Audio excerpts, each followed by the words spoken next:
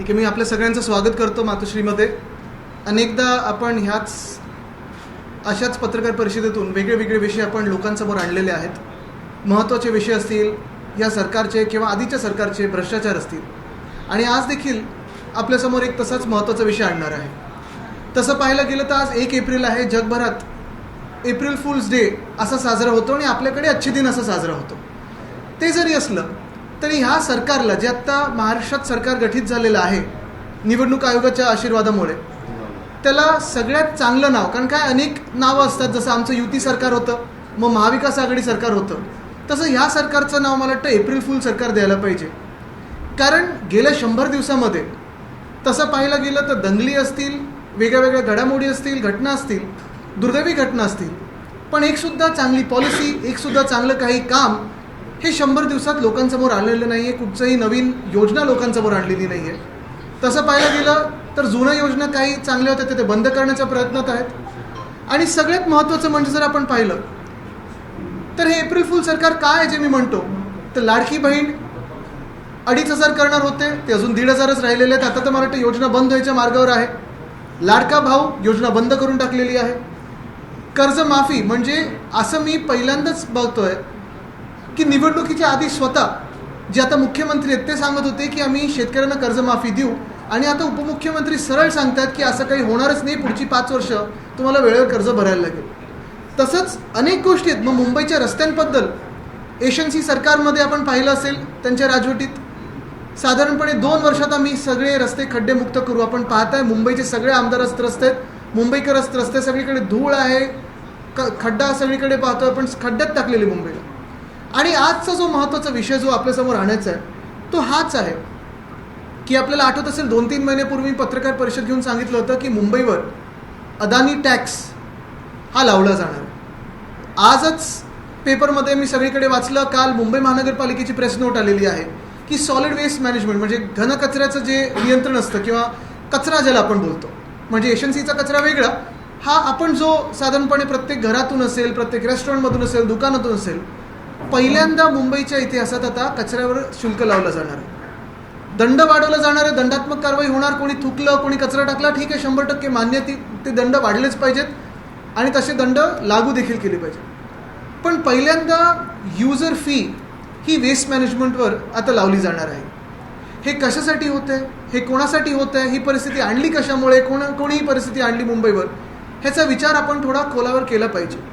आपल्याला आठवत असेल 2 महिन्यापूर्वी जेव्हा मी देवनारच्या जागेबद्दल बोललो, देवनारचं डम्पिंग ग्राउंड हे अदानी समूहाला मुंबई महानगरपालिकेचा विरोध असताना देखील नगरविकास खातं जे एशन्सी गट चालवतं त्यांच्याकडून दिलं गेलं. तेच देवनारचं डम्पिंग ग्राउंड आता पुन्हा एकदा मुंबई महानगरपालिकेच्या डोक्यावर मारलं गेलं आहे. का तर अदानी समूह सांगतोय की आम्हाला देवनार ग्राउंडमधून आता डम्पिंग ग्राउंड स्वच्छ करून द्या. साधारणपणे 2,500 ते 3,000 कोटीचा हा सगळा जो बोजा आहे, आर्थिक बोजा जो आहे, तो मुंबई महानगरपालिकेवर पडत आहे. अर्थातच तुमच्या आमच्या घामाच्या पैशावर, म्हणजेच मेहनतीच्या पैशावर, म्हणजेच टॅक्सपेअरवर आपल्याला हा पैसा ह्या टॅक्सपेअरच्या खिशातून जाणार आहे. आता मुंबई महानगरपालिका आपल्याला आठवत असेल गेली 25 वर्ष जेव्हा शिवसेना उद्धव बाळासाहेब ठाकरे पक्षाच्या हातात होती, सेवा करत होतो मुंबईची, तेव्हा असे लपेछपे आम्ही कुठचेही टॅक्स लावायचो नाही, कुठचेही हिडन टॅक्स नव्हते. आणि हा जो शुल्क आहे वेस्ट मॅनेजमेंटचा, घनकचऱ्याचा, हा तर आमच्या कधी विचारत पण नव्हता. एका बाजूला आपण पाहिलं असेल उद्धव साहेबांच्या सरकारने, म्हणजे उद्धव ठाकरे सरकारने प्रॉपर्टी टॅक्स 500 स्क्वेअर फुटाचा आम्ही पूर्ण माफ केलेला, मुंबईला करमुक्त केलेला. पण त्याच बाजूला आज हे एप्रिल फुल सरकार फडणवीस साहेबांचं 500 स्क्वेअर फुटाच्या देखील घरांवर हा वेस्ट मॅनेजमेंटचं शुल्क लावणार आहे. 100 रुपये, आणि तो प्रत्येक महिन्याला, म्हणजे विचार करा 12 महिन्याला किती. तुम्हाला अजून एक लक्षात आणून देतो की जेव्हा आपण असे शुल्क लावतो किंवा असे काही टॅक्स लावतो, कर लावतो, तेव्हा हे स्थिर राहत नाहीत. प्रत्येक 3 वर्षानंतर त्याचं रिव्हिजन होतं, वाढत जातात. म्हणजे आज जो 100 रुपये आहे, 3 वर्षानंतर कदाचित पुढच्या वर्षी देखील जर अदानीच्या मनात आलं 500 रुपये करतील. याच्यात 500 स्क्वेअर फुटाची घरं ज्याला उद्धव ठाकरे सरकारने कर माफ केलेलं, प्रॉपर्टी टॅक्स माफ केलेलं, त्याच्यावर दंड लावलेला आहे. आपल्याला आता कळलंच असेल की जर घरांवर आला म्हणजे छोट्या दुकानांवर आला, रेस्टॉरंट्सवर आला, छोट्या व्यवसायांवर आला. आणि मूळ गोष्ट हीच आहे की ही परिस्थिती आणली कोणी, कशामुळे आणली. जी मुंबई महानगरपालिका आम्ही 92,000 कोटीच्या सरप्लसमध्ये नेली होती, अनेक गोष्टी मुंबई महानगरपालिकेच्या, जसं शिक्षण असेल, आरोग्य असेल, BST असेल, परवडणार होतं, काही काही तर मोफत होतं. आता कर लावला जातोय, युजर फी लावली जाते. ह्याचं एकच कारण आहे, कारण गेल्या 2.5 वर्षामध्ये यशस्वी सरकारने, त्यांच्या राजवटीने मुंबईची जी लूट केलेली आहे, सगळे लाडके कॉन्ट्रॅक्टर्स यांना पैसे मिळालेले आहेत आणि मुंबईकरांचे पैसे यांनी चोरून त्या कॉन्ट्रॅक्टर्सच्या खिशात टाकलेले आहेत. 31 मे पर्यंत ह्या सगळ्या गोष्टीला साधारणपणे सजेशन ऑब्जेक्शन मागवण्याची मुभा दिलेली आहे. शिवसेना उद्धव बाळासाहेब ठाकरे पक्ष म्हणून, आणि मी सगळ्यांनाच मुंबईकरांना अपील करत आहे, आपल्या माध्यमातून आवाहन करत आहे की ह्याचा कडाडून आपण विरोध केला पाहिजे. ह्या घनकचरा नियंत्रण शुल्काचा विरोध केलाच पाहिजे, ह्या कराचा विरोध केलाच पाहिजे, कारण हा अदानी कर आहे. अदानीची सेवा करण्यासाठी, भाजपाच्या मालकाची सेवा करण्यासाठी, यशस्वीच्या मालकाची सेवा करण्यासाठी हा कर आपल्यावर लादला जातोय. ह्याची गरज नाही आहे. इतर शहरांमध्ये कदाचित असेल, पण मुंबई एक असं शहर आहे, केंद्र सरकार असेल, राज्य सरकार असेल आणि महानगरपालिका असेल, गेल्या 2.5 वर्षामध्ये तर आपण पाहिलंच असेल, अनेक वेगळ्या वेगळ्या गोष्टींमधून कर डायरेक्टली इनडायरेक्टली लावला जातो. म्हणजे मुंबईच्या पुढे कर हा लावलाच जातो. GST मध्ये मुंबई पुढे असतं, इन्कम टॅक्समध्ये मुंबई पुढे असतं, सगळ्या करांमध्ये मुंबई पुढे असेल. मग हा घनकचऱ्याचा कर कशाला लावला जातोय, हा एक विचार करण्याची गोष्ट आली. खरं तर ह्याच्यात काम खूप होऊ शकतं विना कर लावलं तरी देखील. ह्या सरकारला कर लावायचा, त्याचा आम्ही विरोध तर करू, कडाडून विरोध करू. त्याच्या आधी 31 मे पर्यंत प्रत्येक मुंबईकरांनी, मुंबईप्रेमी जनतेने BMCला त्याच्या लेखी सूचना पाठवल्या पाहिजेत की आम्ही याचा विरोध करतो आणि 1 रुपया देखील भरणार नाही. तू म्हटलं की अदानी कर आहे, हाच स्वच्छता कर जो आहे तो त्याचा वापर हा ग्राउंड स्वच्छ करण्यासाठी केला जाणार आहे. तसं पाहायला गेलं तर पहिलं आमच्याकडून पैसे घेण्याच्या आधी, मुंबईकरांकडून पैसे घेण्याच्या आधी अदानी समूहाकडून धारावीसाठी 7,500 कोटीचा जो त्यांचा प्रीमियम आहे BMCने ते पहिलं घ्यावं, कारण ते तर माफ करून टाकले BMCने. म्हणजे अदानी समूहाला तुम्ही हे सगळे कर माफ करता, हे सगळे प्रीमियम्स माफ करता, शुल्क माफ करता आणि मुंबईकरांवर लागतं. यातच आणखी एक महत्त्वाचा मुद्दा त्यांनी असं सांगितलं की 19 कोटी रुपये ते आता आणखी वाढवणार आहेत आणि संध्याकाळी A आणि B वॉर्ड वगळता त्या सगळे जे वॉर्ड आहेत ते संध्याकाळी पुन्हा एकदा झाडलोट त्याची केली. नाही, पहिली गोष्ट म्हणजे आपण पाहिलं असेल गेल्या 2.5 वर्षामध्ये जशी रस्त्यांची हालत झाली आहे, पाण्याची परिस्थिती बिकट आहे, दवाखान्यात औषधं मिळत नाही आहेत, पण सगळ्यात महत्त्वाचं म्हणजे जो कचरा आम्ही आमच्या वेळी आपण पाहिलं असेल 2017 पासून तर त्याचं विलगीकरण सुरू केलं होतं. साधारणपणे 10,000 मेट्रिक टनवरनं 6,500 मेट्रिक टनवर आलेला तो पुन्हा एकदा 8,000 मेट्रिक टनवर आलेला आणि कचरा उचललाच जात नाहीये. किती वेळा आम्ही जनप्रतिनिधी म्हणून वॉर्ड ऑफिसला विचारत असतो की कचरा उचलणार कधी, पण कचराच उचलला जात नाही. तर स्वच्छता निश्चितपणे करा आणि ती यंत्रणा ऑलरेडी तुमच्याकडे आहे, वेगळे पैसे लावायची गरजच नाहीये. जी यंत्रणा आहे ती जरी वापरली ना तुम्ही तरी मुंबई स्वच्छ दिसेल. आम्ही आंदोलन तर करूच. पहिलं त्याच्या आधी घरोघरी जाऊन शिवसैनिक जे ऑब्जेक्शन आहे ते लोकांकडून भरून घेतील आणि मग पुढची जी आमची विरोधाची भूमिका असेल ती आपण पाहिलंच. बरोबर आहे, म्हणजे घरं महागणार, घरं महाग झाली, कचरासाठी तुम्ही जास्ती येतात. आता पुढच्या महिन्यापासून मला वाटतं अदानी आणि BSCचे विजेचे दर वाढतात. मग मुंबईकरांना एका बाजूला तुम्ही मुंबईचे उद्योगधंदे सगळे गुजरातला नेताय, मुंबईत BST आहे त्याला GM अजून दिला नाही, जनरल मॅनेजर दिला नाही, BSC तुम्ही मारताय, तुम्ही ऑफिसला जाणं कठीण करताय, फुटपाथवर चालू शकत नाही, ऑफिसमध्ये पाणी नाही, आणि ह्या सगळ्या गोष्टींमधून मुंबईकरांना हे कर भरायचे तरी कसे? एक मिनिट, असं करून असं येतो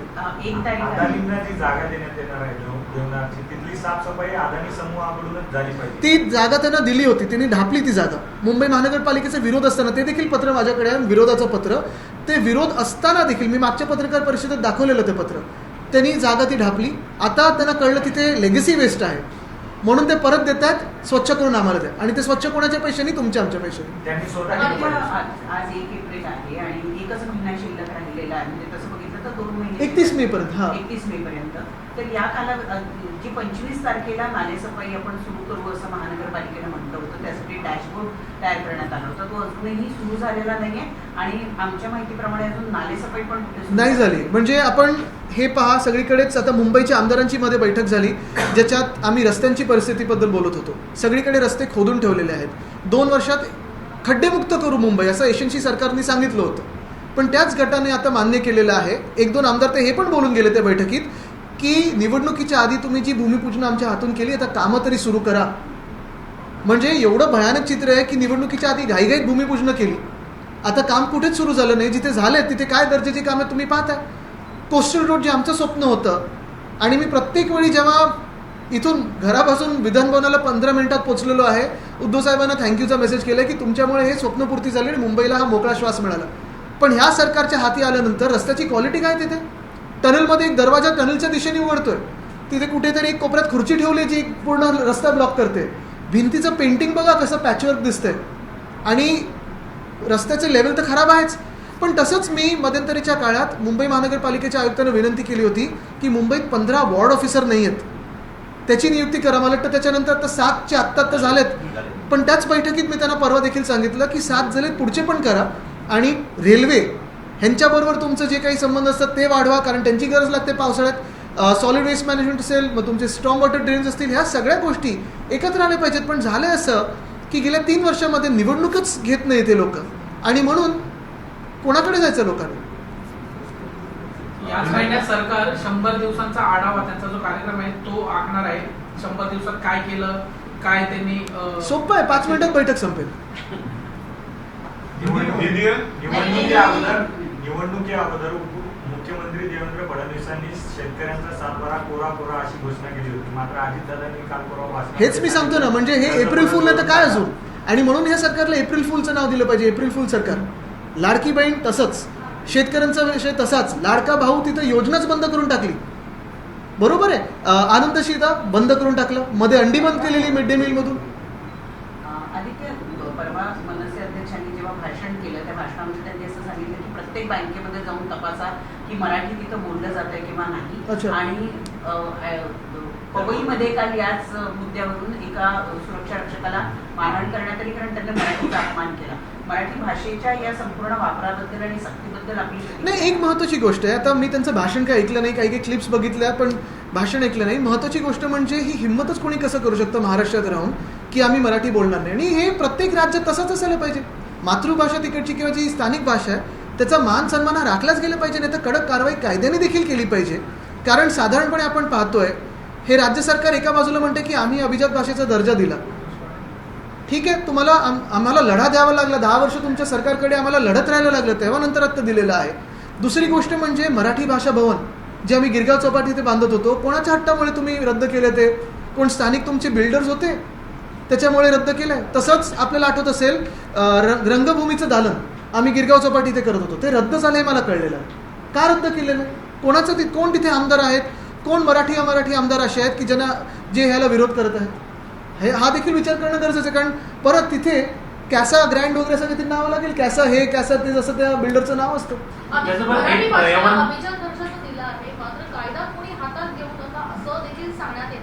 कायदा सुव्यवस्था तर आहे तरी का हातात घ्यायला असायला तर पाहिजे. आज आपण पाहतोय काल पण कुठे कुठे कुठे ब्लास्ट होतो, कुठे कोणाची मर्डर होते, कुठे काय होतं.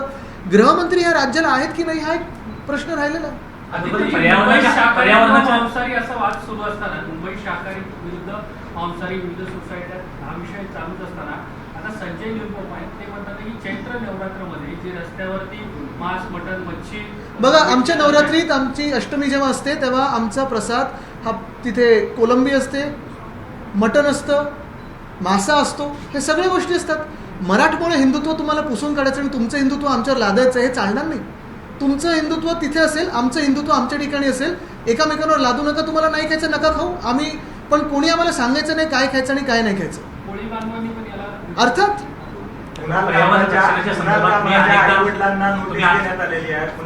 हे आता एवढा मोठा जोक व्हायला निघालेला आहे. एकतर त्यांना कळलं कसं स्वतःला की मीच गद्दार आहे हे त्यांनी खेचून कसं घेतलं.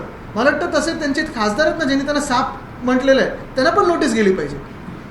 आणि दुसरी गोष्ट म्हणजे तिकडे जे पाहायला आलेली ती कॉमेडी त्यांना पण नोटीसेस दिलेल्या आहेत. म्हणजे एका बाजूला रेप मर्डर वगैरे सगळे म्हणजे सर्रास होत आहेत, दंगली घडवल्या जात आहेत, पण जे कॉमेडी बघायला जातात त्यांना नोटीसेस मारल्या जातात. शिंदेच्या जे कार्यकर्त्यांनी तोडफोड केली त्याचा बुमरॅंग झालाय का? कारण का एका आठवड्यामध्ये 4.5 लाख सबस्क्रायबर वाढले, 4 कोटीपेक्षा जास्त कमेंट बॉक्स मध्ये पैसे आलेले आहेत कुणाल कामराला. त्याच्यानंतर युट्यूब 1 कोटीपेक्षा हा देशाचा मूड आहे आणि महाराष्ट्राचा मूड आहे. त्याचबरोबर पर्यावरण संदर्भात अनेक तुम्ही मुद्दे मांडत आले. राज ठाकरे यांनी तिथे परवाच्या भाषणामध्ये म्हटलं की जे अंत्यसंस्कार मी ज्यांचं भाषण पाहिलं नाही मी त्याच्यावर नाही बोलू शकतो. त्यांचा मुद्दा हिंदी में सर पहला तो बघा हे कसे लगेच पहला मुद्दा तो आपने जो आपदानी वाला इशू है जो टैक्स लगाया जा रहा है उसके ऊपर मैं यही कहना चाहता हूं कि ये जो महाराष्ट्र में सरकार बन चुकी है, बहुत सारी सरकारों को अपना अपना नाम होता है। जैसे हमारी सेना बीजेपी की सरकार थी, उसे हम युति सरकार कहते थे। हमारी जो 19 से 22 तक जो सरकार थी उसे हम महाविकास आघाड़ी कहते थे। बीच में की जो सरकार थी मिंडे राजवत या एशनसी सरकार, वो एक अलग थी। और आज की जो सरकार गठित हुई है चुनाव आयोग के आशीर्वाद से, उसे हम अप्रैल फूल सरकार कहते हैं। वो इसलिए कहते हैं क्योंकि काफ़ी सारी बातों में उन्होंने हमें अप्रैल फूल करने की कोशिश की है, गुमराह करने की कोशिश की है। चुनाव के पहले एक बात, चुनाव के बाद में दूसरी बात। जैसे आप देखते होंगे तो स्वयं जो सीएम है आज, उन्होंने कहा था कि जैसे ही इनकी सरकार गठित होती है सारे किसानों का कर्जा ये माफ़ कर देंगे। आज के जो डीसीएम है उन्होंने कहा ऐसी बात होने वाली नहीं है, अगले 5 साल जो कर्जा है वो भरते रहो। ये अप्रैल फूल ने तो क्या है? लाडली बहना, लाड़की बहन जो स्कीम है, उसे पहले कहते थे चुनाव से कि हम 2500 रुपये देने वाले हैं। अभी 2500 तो छोड़ो, 1500 तो है, लेकिन उसमें भी जो लिस्ट है महिलाओं की वो कम करते जा रहे हैं। लगभग 10 लाख महिलाओं को कम किया है। और मैं तो यही सुन रहा हूँ कि ये कहीं ना कहीं कोर्ट जाके या किसी बहाने से ये स्कीम बंद करने वाले हैं। जो हिंदुत्व के बारे में बात करते थे वो आज सौगात सत्ता पे आए हैं। जहाँ जहर फैलाते थे वो आज खाना दे रहे हैं। आनंदाचा शिदा बंद कर रहे हैं, शिव भोजन बंद करे, लेकिन सौगात सत्ता चालू करे। तो ये सारी बातें अप्रैल फूल की है और यही सरकार अप्रैल फूल की बन चुकी है। मैंने 2 महीने पहले भी ये कहा था कि देवना डंपिंग ग्राउंड की जगह ज़मीन जहां आज डंपिंग ग्राउंड है काफ़ी सालों से है, वही ज़मीन अदानी को दी गई थी। अदानी ग्रुप ने मांगी, ज़मीन दे दी गई। मुंबई महानगर पालिका ने इसका विरोध किया था, लेकिन ये ज़मीन दे दी गई उनको। फिर कहीं ना कहीं अदानी ग्रुप को ये देखा कि नहीं, वहाँ तो लेगेसी वेस्ट है, बहुत सारा कचरा है, साफ कर दे। तो किसके पैसे से करोगे? मुंबई के पैसों से करोगे। तो वो ज़मीन वापस बीएमसी को दे दी है। और देवना डंपिंग ग्राउंड पे अभी जो प्रोसेस चलेगी, लगभग 3000 करोड़ का खर्चा ये मुंबई करों पे आएगा, मुंबई कर के पॉकेट से जाएगा। तकलीफ इसी बात की है कि ये पैसा जो 90,000 करोड़ के सरप्लस हमने बनाए थे, जो फिक्स डिपॉजिट थे मुंबई के बीएमसी के, वो सारे पैसे, हर एक रुपया हर एक स्कीम से जुड़ा हुआ था। फिर वो कोस्टल रोड हो, गोरेगांव मुलुंड लिंक रोड हो, एसटीपी हो, लेगेसी वेस्ट की जो ट्रीटमेंट होती है उसके हो, लेकिन सारा का सारा पैसा एशनसी सरकार ने दे दिया अपने लाडले कॉन्ट्रैक्टर्स को। अभी पैसा नहीं है बीएमसी के पास, तो फिर क्या करोगे? तो सॉलिड वेस्ट मैनेजमेंट पे, यानी कचरा जो हम घर से निकालते हैं या फिर होटल से निकालते हैं, दुकानों से निकालते हैं, स्मॉल मीडियम बिजनेसेस से हम रास्तों पे लाते हैं, उसे पिकअप करने के लिए अभी बीएमसी पहली बार इतिहास में हम पर यूज़र फी लगाना चाहती है। और यूज़र फी ये दरमाह लगाएगी, हर महीने यूज़र फी लगाएगी। एक तरफ आप देख रहे हो कि 500 स्क्वायर फुट के घरों पर से प्रॉपर्टी टैक्स पूरा निकाल दिया था उद्धव ठाकरे सरकार ने। दूसरी तरफ यही सरकार, अप्रैल फूल सरकार फडणवीस साहब की, उसी 500 स्क्वायर फुट के घरों पे अभी यूज़र फी कचरा उठाने के लिए लगा रही है। यानी मुंबई कर यानी टैक्स, मुंबई कर हर बार क्यों कर भरते रहे। आज ये अदानी कर लग रहा है, लगभग ये अदानी साहब का जजिया टैक्स ही लग रहा है हम पे। और ये क्यों भरे हम? क्योंकि आपने पैसा खाया, आपके एशनसी ने पैसा खाया, आपके लाडले कॉन्ट्रैक्टर्स ने पैसा खाया। भुगते कौन? तो हम पैसा भर रहे हैं, टैक्स पेयर पैसा भर रहा है, मुंबई कर भर रहे हैं। और क्यों मुंबई के इतिहास में पहली बार हर घर पे हर महीने ये यूज़र फी लगाया जाए। और ये यूज़र फी स्थिर नहीं रहने वाली, अगले 2 साल में बदलते जाने वाले। ये कैसी, ये तो जाती होगी। लगभग 1 दशक के बाद इस मुंबई में लैंग्वेज पॉलिटिक्स वापस आपने देखा होगा, कई सारी तस्वीरें आई हैं। मराठी भाषा का सम्मान होना चाहिए, इस पर कोई शंका नहीं है। लेकिन क्या ये जो लगातार मामले आ रहे हैं, मुंबई के ही अलग अलग मामले आ रहे हैं, तो मुझे एक कहिए, ये अगर भाषा की पॉलिटिक्स हो, वेज नॉन वेज की पॉलिटिक्स हो, हिंदू मुस्लिम की पॉलिटिक्स हो, हिंदुओं में भी जाति की पॉलिटिक्स हो, ये जहाँ जहाँ भाजपा राज करता है वहीं क्यों होती है? हमारी भी 2.5 साल की सरकार थी, तब ऐसे कोई मामला नहीं था, शांत था तब। बहुत सारे राज्य ऐसे हैं देश में जहाँ भाजपा नहीं है, सब स्थिति अच्छी है। फिर जहाँ जहाँ भाजपा ही राज करती है तो हिंदू खतरे में कैसे आता है? जहाँ जहाँ भाजपा राज करती है तो मेजॉरिटी खतरे में क्यों आता है? वहाँ की सुख शांति समृद्धि क्यों खतरे में आती है? क्योंकि भाजपा यही चाहती है कि हम लड़ते रहे, झगड़ते रहे, और जो महत्वपूर्ण विषय है उससे हम विचलित हो जाए। लेकिन मैं ये कहना चाहता हूँ, जैसे आज अभी हम हिंदी में बात करें, इसके पहले मराठी में बात कर रहे थे, शायद आप इंग्लिश में क्वेश्चन पूछेंगे, ये ना है तो बाद में पूछता है कहाँ गए, सॉरी। तो ये सारी बातें जो है हर कोई हर भाषा सीखे, बिल्कुल सीखे, लेकिन हर एक राज्य में जो अपनी अपनी भाषा होती है, अपनी मातृभाषा होती है, उसका मान सम्मान होना ही चाहिए। अगर कोई अपमान करता है और कहता है कि मैं ये भाषा नहीं बोलूँगा या उस भाषा का अपमान होता है, तो कोई ना कोई, अगर कानून ना हो या महाराष्ट्र जैसी परिस्थिति हो जहाँ कानून का दबाव ही ना हो, किसी को डर ही ना हो, तो कोई ना कोई कानून अपने हाथों में लेता है। लेकिन आदित्य जी, इसमें पिछले 1-2 हफ्ते में आप देख रहे हैं लगातार ऐसी तस्वीरें आ रही हैं और सेंटर में एमएनएस दिख रहा है, उसी के लोग जा रहे हैं, लोगों को मार रहे हैं। उस पर नहीं, देखो ये सारी ये बातें अगर आप देखें तो बदलापुर में कौन था? बदलापुर में भाषा का विवाद नहीं था। बदलापुर में क्यों हुआ था? क्योंकि उस जो महिला थी उसकी कंप्लेंट पुलिस नहीं ले रही थी, जिसकी बच्ची पे अत्याचार हुआ था। तो हर बार, अभी बीड़ में क्या हुआ, जो संतोष देशमुख की हत्या हुई उसके बाद कुछ एक्शन हो रही नहीं थी, इसलिए लोग रास्ते पे आए। परभणी में क्या हो रहा है? तो हर जगह आप देख रहे हो, सिर्फ भाषा के ऊपर से नहीं है, बड़े क्राइम हो, छोटे क्राइम हो, हर जगह कहीं ना कहीं ऐसे लग रहा है कि महाराष्ट्र को आज होम मिनिस्टर है ही नहीं, एब्सेंट है, और इसीलिए तो लोग रास्तों पे उतरना चाहते हैं। आदित्य जी, एक सवाल पूछेंगे, जिस प्रकार से लोकसभा में कल वक्फ बोर्ड अमेंडमेंट बिल पेश किया जाएगा, शिवसेना की क्या भूमिका है? क्या आप लोग इस बिल को हमसे पहले चंद्रबाबू नायडू साहब से कहिए, क्योंकि उन्होंने अब भी कहा था, पूछे उनसे, क्योंकि उन्होंने कहा था कि वक्फ को हम हाथ नहीं लगा देंगे। तो जिस भाजपा ने महाराष्ट्र में वक्फ के बारे में बहुत सारी बातें फैलाई थी चुनाव के दरमियान की, सिद्धिविनायक अभी वक्फ बोर्ड क्लेम कर रहा है, ये क्लेम कर रहा है, सारी फेक न्यूज़ थी। उसी भाजपा को पूछिए कि आप चंद्रबाबू नायडू साहब को पूछेंगे क्या कि उनका स्टैंड क्या है, नीतीश कुमार जी को पूछेंगे क्या क्या उनका स्टैंड क्या है। पहले उनका स्टैंड आने दीजिए, हम अपना स्टैंड बता देंगे। आपकी पार्टी का कोई तो स्टैंड होगा कल जेपीसी में, आपके भी लोग। बिल्कुल, जैसे ही चंद्रबाबू साहब और नीतीश साहब बताते हम अपना स्टैंड बताएंगे।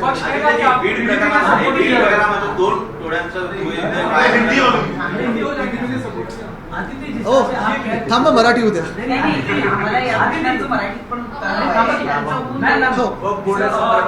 ये भी कहा जा रहा है कि एकनाथ शिंदे की पार्टी की तरफ से मांग की जा रही है कि नवरात्रि का वक्त है, तो रोड पे जो मटन और जो भी नॉनवेज बिकता है उसे बंद किया जाए। उसका हर एक राज्य में अपने अपने धर्म की परिभाषा अपने राज्य के हिसाब से होती है, अपने संस्कार, अपने प्रथाओं से होती है। महाराष्ट्र में बहुत सारे ऐसे भी लोग हैं, जैसे हमारे परिवार में हमारी अष्टमी को जो प्रसाद चढ़ता है उसमें प्रॉन्स होता है, फिश होता है, मटन होता है, ऐसे बहुत सारे लोग हैं। तो आपके संस्कार हम पे ना ला दे, आपका हिंदुत्व हमारे हिंदुत्व पे ना ला दे, यही हमारी बात है। कोई जाति कहीं से ना हो, हम अपना मराठमोड़ा जो हिंदुत्व है उसी का पालन करते आएंगे। ये कहीं से कुछ लोग अपने पब्लिसिटी के लिए एशंसी ना करें। और अगर मैं तो यही कहता हूँ, ये यूजर फी कचरे के जो है वो एशंसी पे लगा दे, क्योंकि सारा कचरा उधर ही है। शिवसेना नहीं, वो एशंसी गट है। और कॉमेडी क्लब वही भी स्थापन कर दे, क्योंकि जो देखने गए थे कॉमेडी क्लब में उन पे भी नोटिस मारते रहे। वक्फ बोर्डावर आमची भूमिका स्पष्ट आहे। मला वाटतं काल परवाकडेच चंद्रबाबू नायडू साहेबांनी त्यांची भूमिका स्पष्ट केली की वक्फ बोर्डाला ते हात लावू देणार नाहीत। भाजपानी निवडणुकीच्या आधी त्यांचे जे काही सोशल मीडिया असेल, ऑफिशियली अनऑफिशियली जे काही असेल, त्यांच्या लोकांनी काय काय फेक न्यूज चालवल्या होत्या। कोणी सांगितलं होतं की आता वक्फ बोर्ड सिद्धिविनायक मंदिर मागत आहे, अमुक मागत आहे, तमुक मागत आहे, आणि लोकांच्या मनात भीती निर्माण केली होती। पण आता त्याच भाजपाचे जे एनडीएचे घटक आहेत, मग नितीश कुमारजी असतील, चंद्रबाबूजी असतील, किंवा ते हे कोण चिराग पासवान असतील, त्यांनी पहिलं त्यांचं मत स्पष्ट करावी आणि आम्ही आमचं मत स्पष्ट करू। आज महाराष्ट्रातल्या काही भागांमध्ये अवकाळी पाऊस पडलेला आहे, आधीच शेतकऱ्यांचं कर्ज माफ झालेलं नाही आहे आणि त्यात आता अवकाळीचं संकट सुद्धा शेतकऱ्यांवर। हे सरकारच मोठं संकट आहे, कारण आपल्याला आठवत असेल गेल्या 2-2.5 वर्षामध्ये देखील जिथे तिथे शेतकरी संकटात आलेला आहे, कुठेही 1 रुपयाची मदत झालेली नाही। आणि दुर्दैव असंच आहे की हे सरकार निवडणूक आयोगाच्या आशीर्वादाने बसल्यानंतर पुन्हा एकदा हीच परिस्थिती आपल्याला दिसते। 6 अप्रैल को रामनवमी, हमने इससे पहले देखा ईद भी पूरा राज्य पुलिस के उस पे था, ये डर था कि लॉ एंड ऑर्डर बिगड़ ना जाए। अब रामनवमी आने वाली है 4-5 दिनों में, तब भी ये डर लगा हुआ है, पुलिस ऑलरेडी सड़कों पर है और रहने वाली है। आप लोगों में कोई प्रेशर बढ़ता जा रहा है पुलिस डिपार्टमेंट के ऊपर? फिर एक बात पूछूंगा, ये कौन से राज्यों में हो रहा है? जहां जहां भाजपा के राज्य है उधर ही ये सारी तनाव बढ़ते जा रहे हैं। मैं फिर एक बार आपका लक्ष्य लाना चाहता हूँ यूजर फी पे, क्योंकि ये यूजर फी आप और हम सब भरने वाले हैं, छोटे घरों से लेके छोटे व्यवसाय तक सब भरने वाले हैं, और इसका विरोध हम करेंगे क्योंकि ये ज्यादती है। धन्यवाद। हो, नशिबाने काल ते आता कुणाल कामराने तो पण विषय घेतील कदाचित, पण महत्वाची गोष्ट हीच आहे की जो वॉकवे आम्ही 2.5 वर्षापूर्वीच तयार केलेला साधारण पुढच्या 6 महिन्यात तयार व्हायला पाहिजे होता. काल त्याचं उद्घाटन झालंय. आम्ही त्याच्यावर युजर फी लावणार होतो. काल तर चोरी झालेली आहे तिथे. ही अशी परिस्थिती म्हणजे तुम्ही विचार करा, मलबार हिल सारख्या एरियामध्ये जिथे सगळे मंत्री राहतात, मुख्यमंत्री राहतात, तिथेच जर चोरी व्हायला लागली तर तुमचं आमचं काय? आमचे तर आमदार चोरीला